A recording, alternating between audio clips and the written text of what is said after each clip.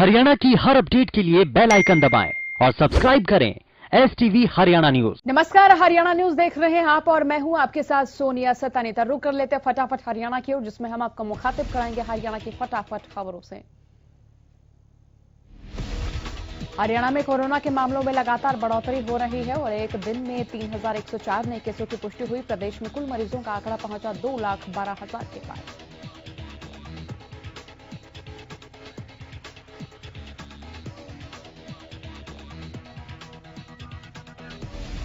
Corona के बढ़ते मामलों पर हरियाणा सरकार ने बड़ा फैसला लिया। सरकार ने 30 नवंबर तक निजी और सरकारी स्कूल बंद रखने के आदेश दिए हैं। हरियाणा न्यूज ने खबर प्रमुखता से उठाई थी।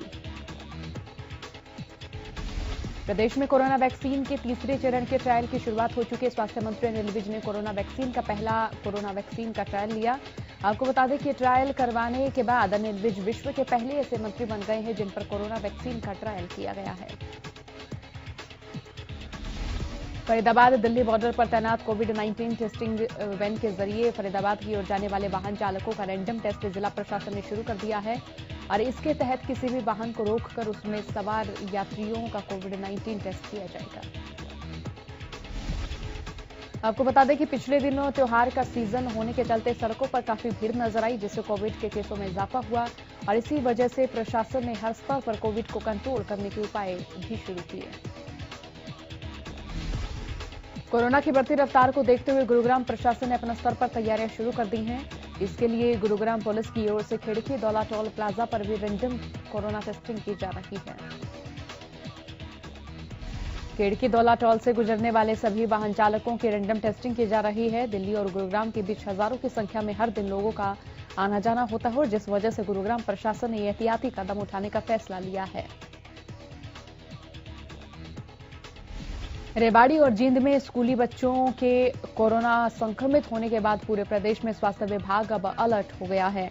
इसी कड़ी में अंबाला में स्वास्थ्य विभाग ने विशेष टीमें गठित कर शहर के कई शैक्षणिक संस्थानों में चेकिंग अभियान और कोरोना की सैंपलिंग का अभियान चलाया। हरियाणा के विभिन्न स्कूलों में बच्चों और टीचरों के कोरोना पॉजिटिव पाए जाने का सिलसिला लगातार जारी है। मामले पर शिक्षा मंत्री कंवरपाल गुर्जर का कहना है कि जिन स्कूलों में विद्यार्थी और शिक्षक कोरोना पॉजिटिव पाए जा रहे हैं उन्हीं स्कूलों को 14 दिन के लिए बंद किया गया है।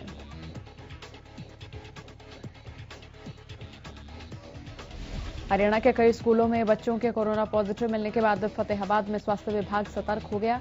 स्वास्थ्य विभाग की ओर से फतेहाबाद के सरकारी और प्राइवेट स्कूलों में कोरोना सैंपलिंग को लेकर विशेष अभियान चलाया जा रहा है।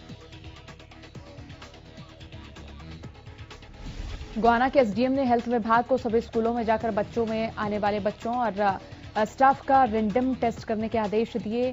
कोरोना के बढ़ते मामलों को देखते हुए गोहाना में हर दिन 100 से ज्यादा बच्चों के रैंडम टेस्ट किए जा रहे हैं। एसडीएम की माने तो पिछले 3 से 4 दिन में हुए कोरोना के रैंडम टेस्ट के दौरान किसी भी बच्चे की रिपोर्ट पॉजिटिव नहीं आई और वहीं जिला उपायुक्त ने भी शहर में बिना मास्क घूमने वालों के खिलाफ ज्यादा से ज्यादा चालान करने के आदेश दिए हैं। जिले में लगातार बढ़ रहे कोरोना के मामलों के बाद प्रदेश भर में 8वीं तक के बच्चों की क्लास लगाने पर प्रतिबंध है। बावजूद इसके रेवाड़ी के कोसली में कई स्कूल बच्चों को स्कूल में बुला रहे हैं और 5वीं से 8वीं तक की क्लास यहां लगाई जा रही है। और वही स्कूल बसों में भी बच्चे और टीचर बिना मास्क के नजर आए। इस दौरान बस में भी सोशल डिस्टेंसिंग का पालन नहीं नजर आया। इस मामले में जिला शिक्षा अधिकारी ने विधायक ने भी चुप्पी साधी हुई थी।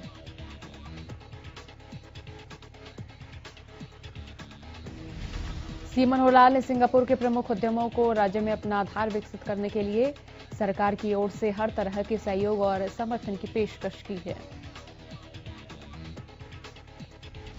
साथ ही उन्होंने कहा कि निवेशकों की आवश्यकताओं को देखते हुए वैश्विक मूल्य श्रृंखला को जोड़ने और निवेशकों को व्यावसायिक योजनाएं संचालित करने के लिए सक्रिय सुविधाएं मुहैया कराने के उद्देश्य से राज्य सरकार ने विदेश सहयोग विभाग स्थापित किया है। वहीं उन्होंने आश्वासन दिया कि विदेश सहयोग विभाग सिंगापुर की कंपनियों को हरियाणा में उनके व्यवसायों के लिए हर संभव सहायता प्रदान करेगा।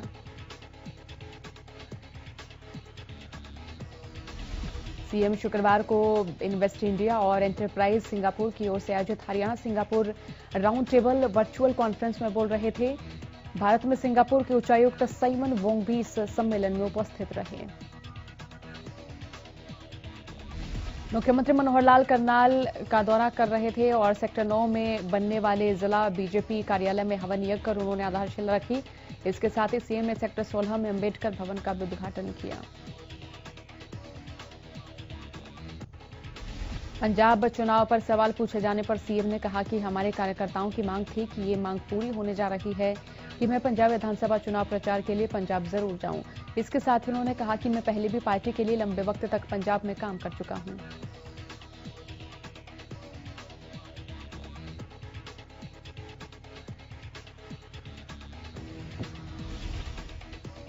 हरियाणा बीजेपी के संगठन महामंत्री सुरेश भट्ट को उत्तराखंड में नई जिम्मेदारी दिए जाने के बाद शुक्रवार को पंचकुला में उनके विदाई समारोह का आयोजन किया गया और इस कार्यक्रम में मुख्यमंत्री मनोहर लाल ने मुख्य अतिथि के रूप में शिरकत की।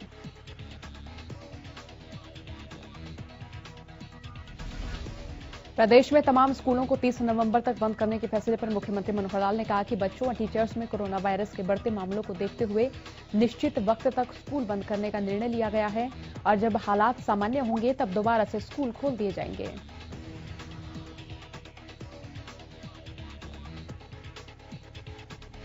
सांसद सुनीता दुग्गल ने सिरसा के शिवपुरी में हवन यज्ञ कर क्षेत्र में कोरोना मृतकों की आत्मा की शांति और क्षेत्र की खुशहाली और समृद्धि के लिए भगवान से प्रार्थना की।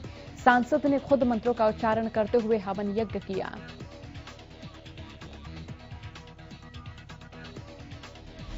हिसार के गांव कुंभा में कर्नल भूपेश कुमार की धर्मपत्नी कर्नल सुमन सहारण को देश की आर्मी में पहली स्थायी महिला सैन्य अधिकारी बनने का गौरव प्राप्त हुआ।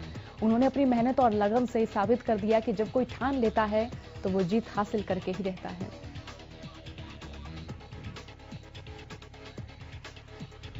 कर्नल सुमन सहारण आर्मी की परमानेंट महिला कमीशन में पहली स्थायी सैन्य अधिकारी बनी, जिससे पूरे गांव के साथ साथ जिले हिसार में खुशी का माहौल है।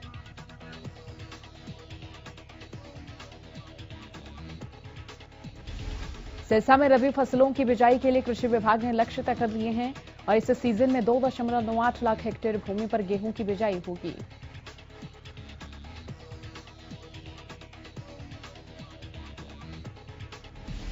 अब तक 1 लाख हेक्टेयर भूमि पर गेहूं की बिजाई की जा चुकी है और गेहूं बिजाई का काम अभी भी जारी है। इसी तरह सरसों की बिजाई के लिए 62,000 हेक्टेयर का लक्ष्य रखा गया। सरसों की बिजाई का कार्य लगभग लक्ष्य के पास पहुंच चुका है और अब तक 60,000 हेक्टेयर भूमि पर सरसों की बिजाई की जा चुकी है। पिछले दिनों हुई बारिश ने भी फसलों को फायदा पहुंचाया। सोहना में बाजरे की फसल की बंपर पैदावार हुई है। बाजरे की अच्छी पैदावार होने के बाद किसान और मार्केट कमेटी दोनों ही गदगद नजर आ रहे हैं। मार्केट कमेटी की माने तो पिछले साल के अनुसार इस बार किसानों की बंपर पैदावार हुई है।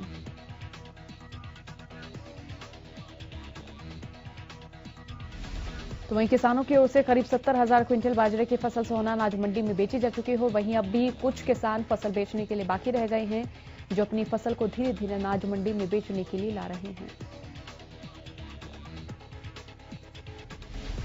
बता दें कि जहां पिछले साल सोहना की अनाज मंडी में किसानों का सरकारी रेट पर सरकार की ओर से 35,000 क्विंटल बाजरा खरीदा गया था और वहीं अब की बार अभी तक हरियाणा वेयर हाउस की ओर से उन किसानों की फसल करीब 70,000 क्विंटल सरकारी रेट से खरीदी जा चुकी है। जिन्होंने मेरी फसल मेरा ब्यौरा पोर्टल पर ऑनलाइन रजिस्ट्रेशन कराया हुआ था, उन किसानों की फसल खरीदी जा चुकी है। रतला के गांव फतेहपुर में मौजूद मवेशी अस्पताल इन दिनों बदहाली के आंसू बहा रहा है। एक और जहां मवेशी अस्पताल में गंदगी की भरमार है, तो वहीं अस्पताल परिसर की हालत भी दयनीय बनी हुई है। पिछले 15 सालों से अस्पताल की हालत दयनीय बनी हुई है। आलम यह है कि यहाँ मौजूद मवेशी डॉक्टर टूटी फूटी इमारत और झाड़ियों और जंगली घास के बीच में बैठकर अपना कामकाज करीब 15 साल से कर रहे हैं। डॉक्टरों का कहना है कि इस पशु चिकित्सा केंद्र की दुर्दशा के लिए ग्राम सरपंच जिम्मेदार है। डॉक्टरों का कहना है कि कई बार ग्राम सरपंचों को लिखित और मौखिक शिकायत दी गई है, लेकिन आज तक कोई सुनवाई नहीं की गई। इसके साथ ही उन्होंने बताया कि मनरेगा और इमारत की बिल्डिंग का पैसा भी मंजूर होने के बाद न जाने कहां गया। रादौर क्षेत्र सब्जी की खेती में काफी अग्रणी है। बावजूद इसके यहाँ के सब्जी उत्पादक किसान निराश हैं। रादौर में स्थायी सब्जी मंडी नहीं होने के कारण किसान परेशान हैं। किसानों का कहना है कि मंडी न होने की वजह से उन्होंने सब्जियों को औने पौने दामों में बेचा है और जो कि उनके लिए परेशानी का सबब भी है। किसानों का कहना है कि वो पूरी मेहनत से सब्जियां उगाते हैं, लेकिन तैयार सब्जियों को बेचने के लिए उनके पास उचित मंडी नहीं है, जिसकी वजह से उन्हें काफी परेशानियों का सामना करना पड़ता है। महिला किसानों का कहना है कि दूर दराज की मंडियों में वो नहीं जा सकती, जिसके चलते उन्हें सब्जियों के सही दाम नहीं मिल पाते हैं। रतिया के गांव सुखनपुर में 28 साल की महिला ने अपने 2 बच्चों के साथ आत्महत्या कर ली। बताया जा रहा है कि महिला अपने मायके आई हुई थी, जहां उसने अपने दोनों बच्चों को मौत के घाट उतारने के बाद आत्महत्या कर ली। बताया जा रहा है कि मृतक महिला का नाम संजू है, जिसकी शादी खैराती खेड़ा के गांव में हुई थी और पूरी घटना से पहले महिला अपने पति से फोन पर बात कर रही थी और इस दौरान दोनों के बीच में कहासुनी हुई, जिसके बाद महिला ने अपने दोनों बेटों का गला दबाकर उन्हें मौत के घाट उतार दिया और खुद पंखे से फंदा लगाकर आत्महत्या कर ली। बहरहाल मौके पर पहुंची पुलिस ने शव को कब्जे में लेकर मामले की जांच शुरू कर दी है। साइबर सिटी के सदर बाजार स्थित ज्वेलर की दुकान में लूट के सिलसिले में पुलिस ने 5 डकैतों को गिरफ्तार किया है। पुलिस को ये कामयाबी सीसीटीवी में कैद वीडियो के आधार पर जांच करने पर मिली। मामले में पुलिस ने वरुण, मिंटू, हर्ष, टोनी और सुनील नाम के 4 लोगों को बादशाहपुर से गिरफ्तार किया। योजना के अनुसार वरुण अपने साथियों को साथ लेकर वारदात को अंजाम देने दुकान पर पहुंचे थे और वहां पहुंचने के बाद 2 युवक दुकान के अंदर गए और सगाई के लिए अंगूठी दिखाने को कहा। जब दुकानदार ने उन्हें अंगूठी दिखाई तो बदमाशों ने हथियार निकाल लिए और दुकान में रखी ज्वेलरी लूटकर वहां से फरार हो गए। गुरुग्राम में हुए पूजा शर्मा हत्याकांड में पुलिस ने नया खुलासा किया है। हत्या के आरोप में गिरफ्तार 3 बदमाशों ने पुलिस पूछताछ के दौरान खुलासा किया कि वो 100 से ज्यादा स्नैचिंग की वारदातों को अंजाम दे चुके हैं और इस दौरान बदमाशों ने यह भी कबूल किया कि स्नैचिंग के दौरान मिले फोन से भी वो लोगों को ब्लैकमेल करते थे।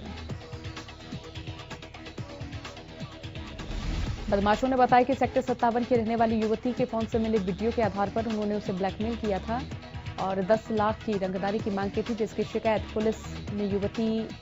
पुलिस को युवती ने की थी। बदमाशों ने खुलासा किया कि वो इफ्को चौक, शंकर चौक, SPR रोड और बस स्टैंड जैसे इलाकों में लूटपाट की घटनाओं को अंजाम देते थे।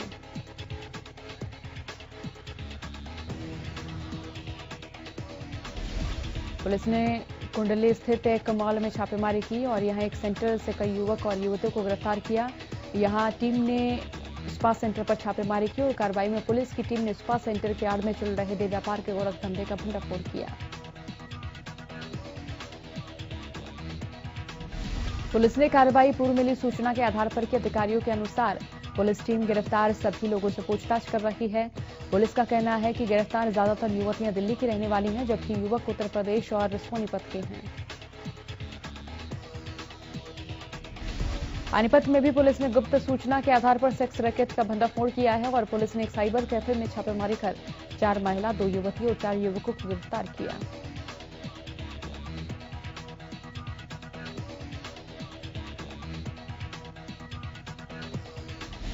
जिलाना में बदमाश ने एक चाय वाले से 15,000 लूटे और फिर फरार हो गए। बदमाशों ने हथियार के बल पर चाय वाले से लूटपाट की और फरार हो गए। पीड़ित ने बताया कि वो घर जा रहा था और इस दौरान बाइक सवार बदमाशों ने पहले गाड़ी रुकवाई और फिर चाकू दिखाकर लूटपाट की।